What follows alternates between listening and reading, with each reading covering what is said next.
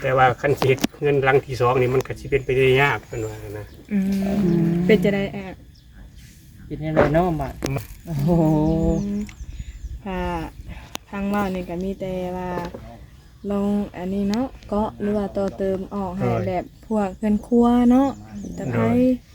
ห้องน้ำแบบนี้แล้วเนาะ โดย เพราะว่าสำนีก็ถือว่าโอ้นะอยู่ก็โอเคแล้ว น้ำในก็มีเนาะ โดย ใหญ่นะ ขาดห้องน้ำขาดห้องครัวแล้วก็ อืม ตามมันจะบ่เตียงเพิ่นวาดแผนไว้หั่นเพิ่นว่าเพิ่นสิเฮ็ดเกยนี่ออกมาให้เกยออกมาให้แล้วก็เฮ็ดห้องน้ำเฮ็ดห้องครัว โอ้ถือว่ามีแล้ว เลย เพิ่นวาดแผนไว้แล้ว เอาดี แต่ว่าเงินหลังที่สองหั่นคือสิเป็นไปได้ยากเพิ่นบอกเพิ่นว่า เราเพิ่นเล่าอะไรติอ่ะ โดย บ้า เพิ่นก็สิเอามานำใส่เฮ็ดเสาเกยบ่เฮ็ดเสาห้องน้ำเฮ็ดเสาเฮือนครัวไปจังซั่นล่ะ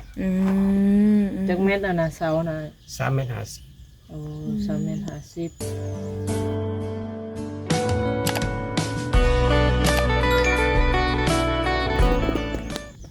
ทำไมพี่น้องเลยเนาะ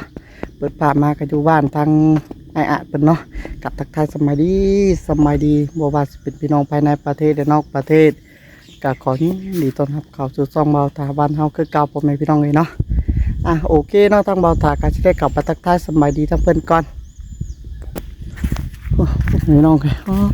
กุ้งไก่เฮือนแท้เนาะลมนุ่งเหนียวกุ้งใหม่เนาะอันวัดกับศิลาแล้วมันเย็นเนาะบอกกำไพเมนโอ้ยสบายดีแล้วต้องบอกกำไพเด้อ สบายดี โดยจ้ะ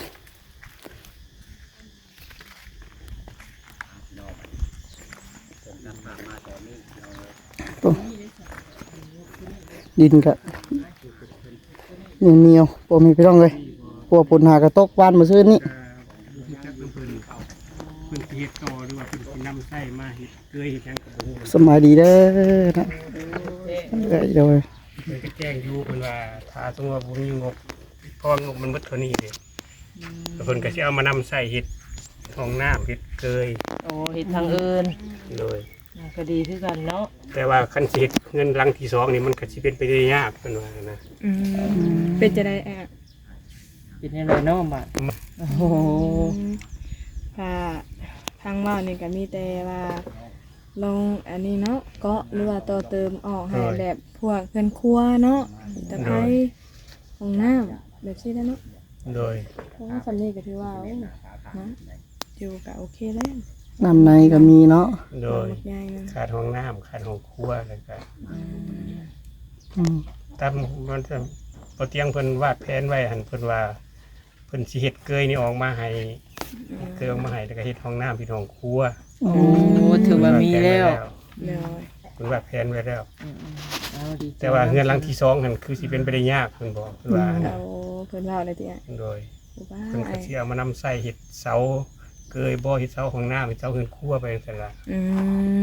จักเม็ดนะเสานะ 3.50 เมตร โอ้3.50 เมตร โอ้บัดเกาะครัวเกาะของหน้าหมูนี่ใหญ่แล้วบัดนี้เฮือนเราใหญ่ทั้งกว้างแล้วบัด ต่อเติมออกมาพี่เนาะ โดย พวกก็ทั้งนี้ก็โอเคเนาะมัน โดย เทพื้นเนาะนางดินโอ้คักบัดอย่างนั้น ยันแต่ก็ต้นกุ้งนี่ก่อนเนาะไก่ครับ อืม ก็กุ้ง มันก็ ก็ถือว่าเพิ่นว่าเฮ็ดให้ตัวนี้แล้วพออยู่เพิ่นยังได้แต่ต่อ ผู้ เติ ใหญ่ มอ เพิ่น อก ก็ มา เห็นว่า บั มั ด นแน่นหนาดีแล้วนะเพิ่นก็เลยว่า อืม เพิ่นก็เลยลมกันบ่รู้จังได้ก็บ่จักนะเพิ่นแต่ว่าบ่เตียงเพิ่นเว้าไว้ ก็ได้สามีก็ถือว่าดีใจแล้วเนาะ โน โดย ดีแล้วสมัยก็ ต้องอยู่เนาะ เศร้าแล้วแม่ ยังว่ามีดินมีดอนของตัวเองจะว่าบ่ได้ยับใส่ซอยคือเมื่อก่อนเนาะ โดย จะบ่ได้คิดบ่ได้นั่นคือตะกี้มีดินมีดอนของตัวเองนะเพื่อนซานลานเป็นกับเพื่อนเฮ็ดมาให้ โดย มีใครเนี่ยเนาะ ใครหลายแล้วบ่ทาย โน ดีขึ้นหลายแล้วชีวิตก็ดีขึ้นหลาย เลย เป็นบุญเป็นคุณนำงาน YouTube ทุกท่านเนาะ โน เลย ที่ชื่ออุ้มหน้าปลาขางมาถึงมื้อนี้ก็ถือว่าได้มาได้ที่พักผ้าอาศัยก็เป็นจังบุญนั่นแหละ ขอมกขอบใจหลายๆที่บ่ทิมบุปผา เป็นหน้ามาเยี่ยมมายามก็ดีใจแล้วบ่จะเป็นต้องมีเครื่องฝากของฝากหยังดอก เออ นี่ก็คือน้ำใจเฮาเนาะเล็กๆน้อยๆอาจจะบ่มีแบบแบบของใหญ่เนาะก็มีของติดไม้ติดมือเล็กๆน้อย จากคนที่ว่าบ่เคยรู้จักกันก็มาเยี่ยมมายามกันก็ดีใจแล้วนะ ๆ โดย คือว่าเป็นกำลังใจให้เนาะ โดยเห็นหน้าเห็นตากันก็ดีใจแล้ว โดย ก็มีความหมายอยู่เลยเนาะแบบรู้สึกแบบว่าบ่มีภัยรังเกียจเข้ามาเยี่ยมมายามเฮามีน้ำใจเวียนมา ก็ หา แม่นอยู่ดอกว่าคนหลายคนที่คิดว่ากระทาเพิ่นบ่มีรายได้เพิ่นก็บ่เข้าไปหาเจ้าดอกว่าซั่นก็แม่นอยู่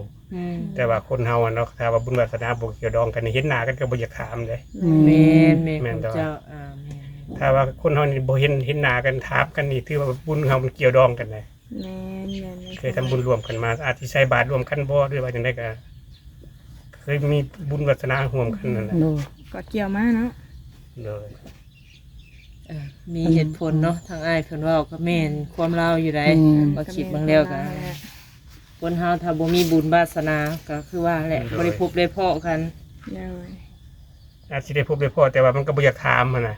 เห็นหน้าแล้วก็เมิน พ นี่ บแบบผ่านเนาะ เขาบ่ฮู้จักเนาะ เห็นผ่านไปสินะ อันนี้ก็ถือว่าได้ทำบุญร่วมกันมาชาติที่แล้วหรือว่าชาติใดๆที่ผ่านมาหั่นล่ะ เลย เอาแต่ได้มารู้จักกันมาทักมาทายกันก็เป็นจงบุญผู้ขานํ ก็ขอขอบมุกขอบใจหลายๆเด้อทุกท่านเด้อ เลยก็เป็นกำลังใจให้ก้าวไอ้อาจเลยสู้ต่อไปเนาะ หรือว่าคืออ้ายเพิ่นเว้านี่เนาะจากเมื่อก่อนนี้หรือว่าบ่มีหยังน้อยๆเนาะ ก็ถือว่ามากนี่ก็เอาดินถมเนาะหลังจากถมแล้วก็ต่อเติมออกบาดนี่ เลย แต่นั่นบ่ได้หงที่อ้ายนี่ฝนตกนี่ จะไล่ลงให้หน้าเพิ่น ไหลลงพุ่น โดย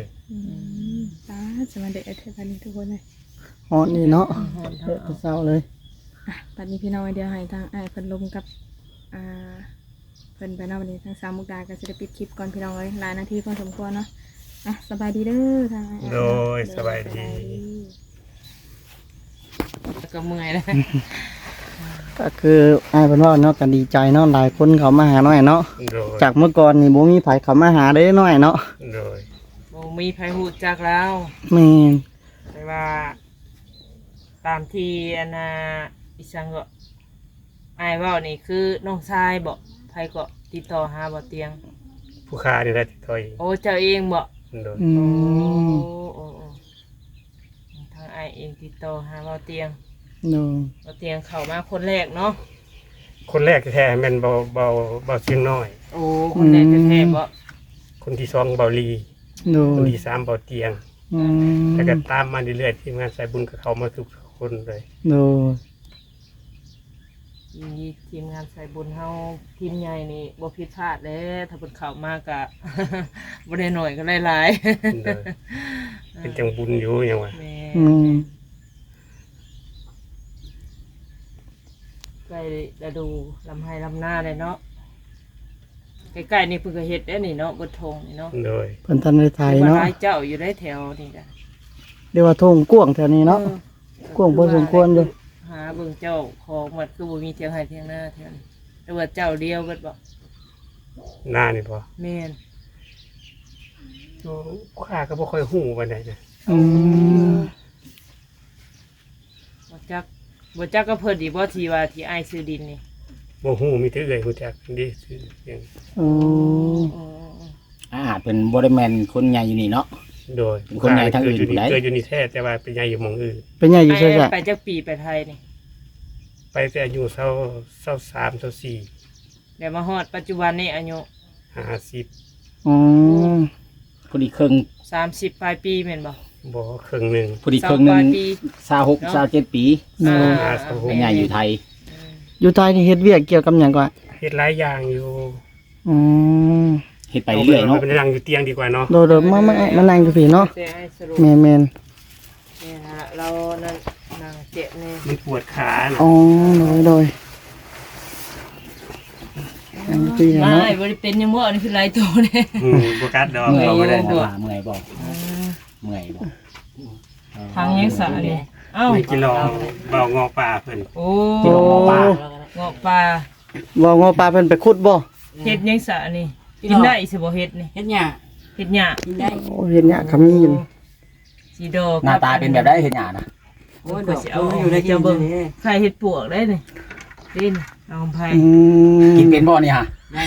โอ้ย จึงไว้เด้อ อย่ากินไปตัวที่เด้อเนาะ กินไป เคยกินอยู่บ่ เนี่ย ยันเบื่อ เบื่อเด้ บ่เบื่อเอา บ้านข่อยบื้อดอกนี่นะเฮ็ดอันนี้นะ แม่นมันอยู่หน้านี่เด้น่ะดินฝนตกใหม่นี่เนาะ เห็นนั่น อืม บ่กล้ากินข่อยยันเบื่อ กินได้ กินได้เนาะ กินได้แล้วคนป่าแล้วฮู้ สมซื่อแล้วได้เนาะ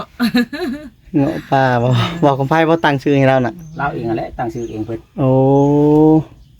แต่ทางไอ้อ่านนี่อยู่ไทยนี่เอาเมียอยู่ไทยบ่ไอ้เด้อว่าได้ บ่ผู้ค้าเอาเมียตั้งแต่อายุ18 19เลิกกันอายุ22 23ปี โอ้ได้อยู่ลาวพี่ อยู่ลาวอยู่บ้านพนันไซเฮานี่ อืมมันเมียคนนี้บ่คือคนเดียวนี่บ่ อันนี้เอื้อยได้ โอ้เอ้ยโอ้โดยขอโทษหลายๆเนาะ หลังจากเลิกกับเมียแล้วแหละไปไทยบัดนี้ฮะ แม่ โอ้โดย จนเท่าอายุ50 อันนี้เอ้ยเนาะ ไปมา โอ้เมื่อก่อนน่ะไปอยู่มาไป ไป ซื้อ ปีหนึ่งมาเทื่อหนึ่ง2เทื่อแต่ว่าผู้ค้าบ่ได้มาแบบว่ามากับไปเมืองส้นพุ่นเพราะว่าไปใหญ่อยู่พุ่นเด้ไปใหญ่อยู่บ้านคอบ้านดอนแดงไปหาเอื้อยอยู่พุ่นเพราะว่าสมโนครัวขึ้นอยู่พุ่นเด้ โอ้ โดนแด แต่ ง เป็นคนเกิดอยู่ซิโนคุม2นี่แท้จริงแต่ว่าอายุ8ปี9ปีก็หนี้แล้ว โดนแดงบ่แม่นอยู่บ่นั่นพ่อบ่ไอ้ บ้าน เที่ น ย อ ว กประพานี่ ทำปลาผาเนาะ น้องประพาเคย บ้านหนองปลาผา โอ้น้องปลาผาเขาเอิ้น โดย ทางเฮาเอิ้นมันขับปลาผาเราเคยไปลินอยู่เคยไปเที่ยวไปเบิ่งอยู่แต่บ่เคยเห็นปลาผา สงกรานต์เขาก็จัดแต่ว่าจังได๋ อืม เอาวงดนตรีลง อืม โดย แล้วก็มีลูกคนหนึงเนาะที่ไอ้อ่านเว้า โดยมีลูกคนหนึง ผู้หญิงผู้ชายลูก คนยิง เป็นสาวเลยเนาะปานนี้ เพิ่นก็สร้างครอบครัวแล้วสาวเขาเจ็ดเลยเด้ โอ้ โอ้ใหญ่เลยเนาะ ครอบครัวต้องเว้าถึงเพิ่นเนาะ อืม เขาเว้าได้เนาะขอโทษขออภัยนำ อืม เพราะว่าเฮาก็บ่ได้ยิงเกือบเพื่อมาเพิ่นน่ะนะ อืม แต่เพิ่นยังน้อยเฮาก็หนี้เพิ่นไป อืม รถไปได้มา ใจ หา เนาะ เบานิว เบานิว ฮะ มา บอ แล้ว ลนิวเส้น นิวเซโนบะ นิวชาแนล นิวชาแนลยูทูบเบอร์คนใหม่ โอ้ คนบ้านเฮา ชายบอกว่าของไป ชายคนเซโนนี่แหละ โอ้หนู ได้พ่อเพิ่น พ่ออยู่ว่า เทื่อ จะ สองเทื่ออยู่ โอ้ รู้จักกัน เพิ่นก็มา ประมาณ2-3เทื่อนี่แหละ มาขอติดอยู่นี่ล่ะมาเปิดกล้องอยู่นี่แหละ โอ้ โอ้โดย ทีแรกเดินแม่นบ่ โดย เอาของไปก็กิจกรรมเนี่ยครับมื้อนี้ฮ้อน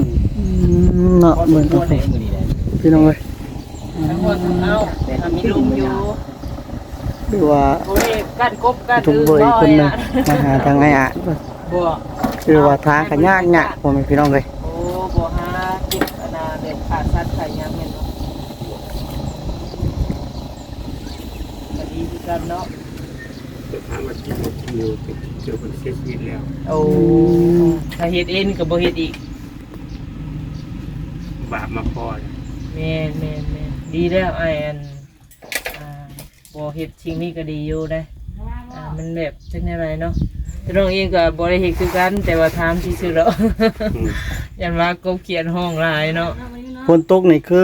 บริวารนิดหน่อยเนาะตัวนี้เนาะกบเกียดเนาะ พอมีอยู่บ่ คือจะห้องเซลได้ทันเยอะ อืมไม่ได้ กบนี่มีหลายอยู่แล้วเดี๋ยวนี้นะตอนเว้นก็ยังห้องตอนเว้นก็ยังห้องกบเนาะ โดย หันเขาว่า พ พุ่น อ นี่ ภัยมันนั่นยังได้ตัวหนึงเนาะ พุ่นนี่บ่แห้งปานใดบอกกันไปไปซ้ำบ้านเฮาเนาะบ้านเฮานี่น้ำยังอังเต็มให้หน้าอยู่เดี๋ยวนี้ บางเทื่อก็หน้านูนแน่เก็บน้ำบ่ได้ก็บางเทื่อเพราะว่ามันก็แห้งคือกันนั่นแหละ เออเนาะ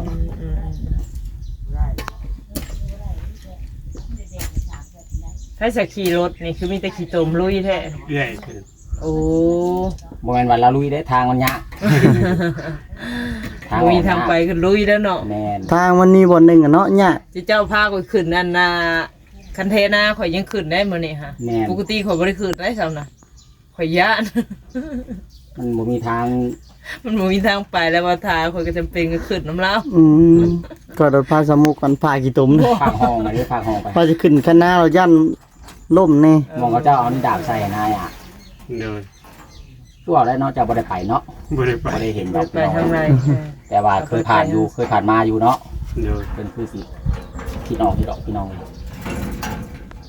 เอาไปบ่ได้ก็อยู่นี่ล่ะเฮ็ดเวียก ขาไปมียางลัดเข้าทางนี้ อืม ทางทางตรงร บ่ ถ ได้ยางไปทางนี้ บ่ไปทางโคกไปทางโค ก็ ก เลยไปทางตรง ถ้าไปซิโนก็อยู่นี่ก็ไปก็สิประมาณอยู่ฮอดบ่10หลักอ่ะฮอดบ่ เข้าไปนี่บ่ มาจากนี้ไปหาซิโนนี่ บ่ฮอด บ่ฮอดบ่ ประ บ่ มาณ เข้า ลัก ไป นึงนี่แหละลักนึงลักกว่านี่แหละ บ่ตอนนี้ไปหาตลาดได้เด้ ไปฮอดตลาด ตลาดซิโนใหญ่ ตลาดจีนพุ่นกับ โอ้ห บ่ ลาย ฮอ ลั ด กเติบแล้วบ่ นี่หลายเติบได้เนาะสานวนเนาะ บ่ฮอดดอก10ลักนะ ประมาณ 4ลักหรือ3ลักนี่แหละเพราะว่าจากนี้ออกไปฮอดทางดำนี่ก็ลักเดียวนึงนะบ่ได้ เจออย่างลัดพี่เนาะ แม่นก็10ลักก็ซ้ำมือบ้านเฮาพุ่นแหละ โน มื้อนี้ซื้อนมเด็กจะซอยมาให้ทางอ้ายอ่ะเด้อพอได้กินเนาะ หมู่เขา เป็น แก่ ท้องอุ่นใจ โน โดยเพกหนึงพี่น้อยหมูยังหลายมื้อนี้ก็มาดิมาหัวน้ำคือเก่าได้เด้อ โดย โดยจึงได้กลับบ้านได้บาทนี่เด้อ เดินทางปลอดภัยเด้ โด อย สบายดีเนาะ ไปดี โดยเอาโอลมกบาทาบาคำไพ่บาทนี่ โดย พี่น้องเนาะ ลมมื้อนั้นบ่ได้นั่นคุยมาแน่นอยู่บ่ แน่นได้บ่ท่า เออโดน บ่ต้องห่วงบัดนี้เนาะ บ่ดีเลย คือว่าได้เนาะเทนั่นคักเนาะผู้ พื้นที่เพิ่นเอาตีนเสาห้อง ตีนเสาเทนั่น ปูทับอีก เทปูนทับอย่างดี โดย คักไปยังบ้าน ก็ได้ เนาะ เรื่องลมน่ะเนาะ โดย แน่นาฟ้าข้างคนตัวเก่าอยู่เนาะ แม่น จะปล่อยเรียนแต่เพิ่นผู้ไปตามการเวลาของเพิ่นนั่นล่ะ อ๋อ แต่สิหลายปีอยู่ โดยคือสีนั่นเดี๋ยวหน่อยเนาะ โดย หรือว่าโอ้ยคักเป็นยังแล้วมันนี่เสากับเสาไม่เกณฑ์กระชับ แม่นเสามาจิก คักแท้นี่ครับเจ้าของหน้าเพิ่นเอากกกุ้งออกให้เนาะยังคักไงเนาะบอกกันไปเนาะ สิบ่เป็นหยังตีเพราะว่าเพิ่นก็อยู่หลายปีแล้วเนาะ อืม แม่นเพราะว่าเพิ่นมาอยู่นี่หลายปีเดี๋ยวบ่เห็นเป็นหยังเลยเนาะ อืม มีแต่อหยังมันสิเกิดก็ให้มันเกิดหน่อยอ่ะ โดย แล้วแต่ แล้วแต่ดินฟ้าอากาศ แม่นแล้วแต่บาปบุญเท่านั้นแหละ แล้วแต่บุญกรรมเอา แม่นเพราะว่าเพิ่นอยู่นี่บ่แม่นหลายชั่วอายุคนนะต้นกุ้งนี่ โดย ยังบ่เห็นเป็นหยัง หรือว่านั่นเติบเลยเนาะต้นนี้วักได้ต้นนี้เนาะน่ะ วัดแล้ว เออยังเดี๋ยวต้นนี้เนาะ โดย ต้นนี้ เพราะว่าใกล้ต้นมันใหญ่นี่ก็หักก็มีเสียวอยู่หั่นแหละเวลาฝนตกตัวปี โดยก็มีเสียวอยู่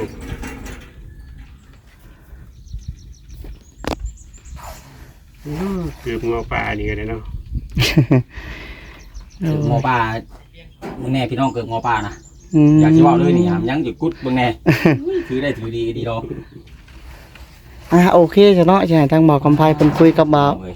กับไม่อาจเพิ่นเด้อเนาะทางบ่าวถาก็สิได้ขอตัวกลับเด้ออ้ายเด้อโดย ไปเด้อบ่ทาเด้อ โดย